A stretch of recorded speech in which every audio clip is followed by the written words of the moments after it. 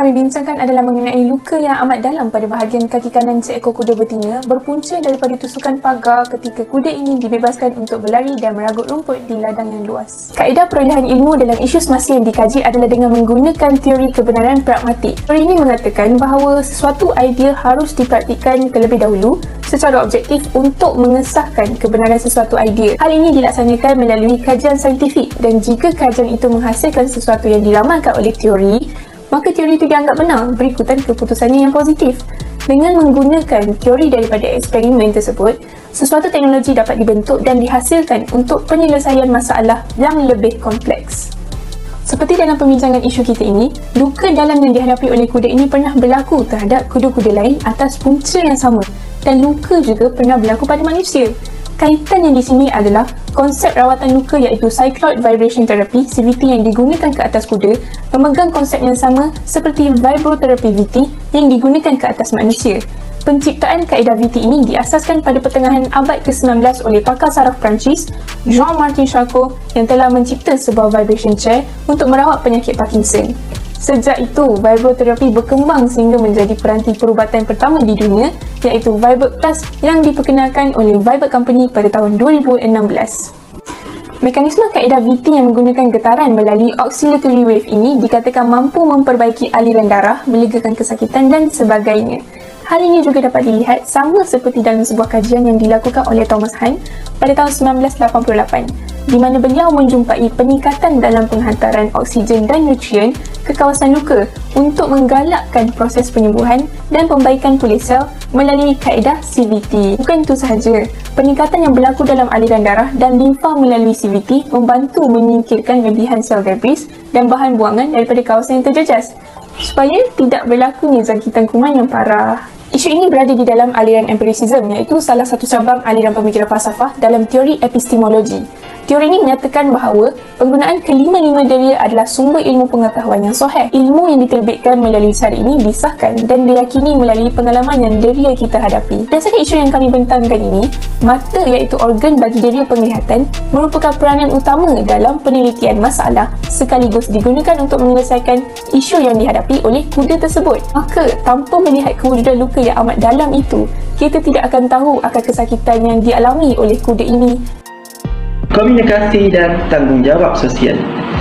Antara komunikasi sosial yang dapat kita petik daripada isu ini ialah: pertama, pemilik kuda perlulah sentiasa berkomunikasi dengan kuda peliharaan mereka. Sebagai contoh, mungkin mereka boleh berbual-bual ataupun memberikan perkataan yang positif kepada kuda mereka. Ini bertujuan untuk memberikan emosi yang baik dan positif kepada kuda peliharaan mereka tersebut. Selain itu, kuda juga memahami emosi manusia.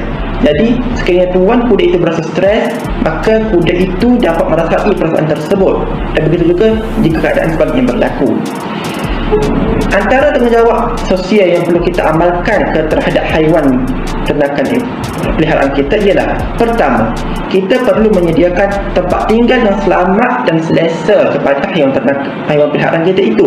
Sebagai contoh, jika kita menternak kuda, maka kita perlu menyediakan kandang kuda yang selamat dan sesuai agar kuda itu tidak mengalami kecederaan. Selain itu, keperluan seperti makanan, ubat-ubatan, rawatan juga perlu diberikan secukupnya serta yang berkualiti kepada haiwan ternakan kita itu. Respon dan peranan pelajar dalam isu ini. Ramai pelajar pada ketika ini masih belum sedarkan isu yang sedang berlaku terhadap kuda ini. Hal ini mungkin disebabkan kuda ini tidak lagi digunakan dalam urusan seharian atau mungkin kerana mereka tidak menceburi suka berkuda ini. Oleh itu, terdapat beberapa peranan yang perlu dimainkan oleh pelajar untuk memastikan isu ini diambil cakna. Pertama, para pelajar perlu mempelajari tentang seluk-beluk keperluan asas dan keselamatan dan kesihatan kuda ini. Di samping itu, pelajar juga perlu memberi kesedaran kepada masyarakat apabila mereka mengetahui ilmu ini, demi supaya masyarakat sedar dan membuka mata mereka terhadap isu ini.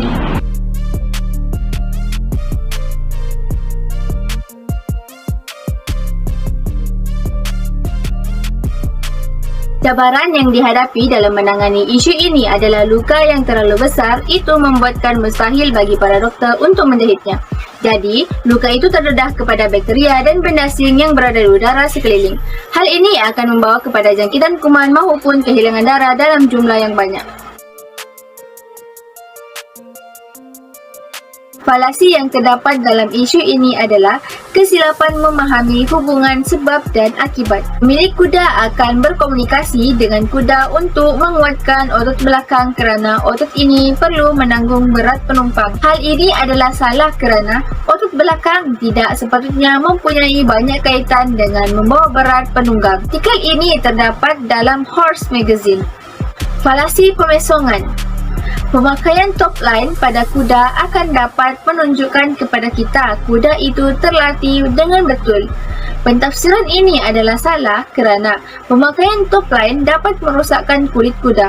Artikel ini juga terdapat dalam Horse Magazine. Kesimpulan daripada video ini ialah kita dapat mengetahui tanggungjawab dan juga cara untuk berkomunikasi dengan kuda sebagai pemilik kepada kuda tersebut dengan betul. Kita juga dapat mengetahui tentang penyakit yang boleh dihidap oleh seekor kuda sebagai contoh luka yang terdapat pada kuda disebabkan oleh kecederaan pagar. Video ini juga mengandungi cara bagaimana untuk merawat luka yang ada pada seekor kuda yang disebabkan oleh kecederaan pagar seperti equisage. Kewujudan teknologi maju seperti equisage ini mampu dibina oleh kerana munculnya aliran pemikiran falsafah empirisme serta penggunaan teori kebenaran pragmatik yang digunakan secara menyeluruh terhadap kajian yang dilakukan.